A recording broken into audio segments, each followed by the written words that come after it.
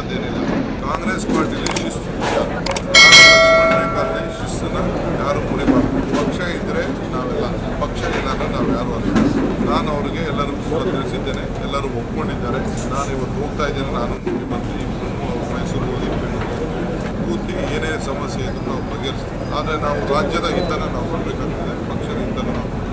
ಆದ್ದರಿಂದ ಏನೋ ಒಂದು ಪ್ರಯತ್ನ ಮಾಡೋದು, ಅವ್ರ ಬೇಡಿಕೆ ಇಡೋದು ಅವೆಲ್ಲ ಪಕ್ಷಕ್ಕೆ ಆತಂಕ ಬರುವಂಥದ್ದು ಯಾವುದು ಟಿಕೆಟ್ ಘೋಷಣೆ ಆಗಿಲ್ಲ. ತಪ್ಪು ಗ್ರಹಿಕೆ. ಅವ್ರ ತಟ್ಟೆಲಿರೋ ಹೆಗಡನ ಫಸ್ಟು ಸರಿ ಮಾಡ್ಕೊಳ್ಳಿ. ಆಮೇಲೆ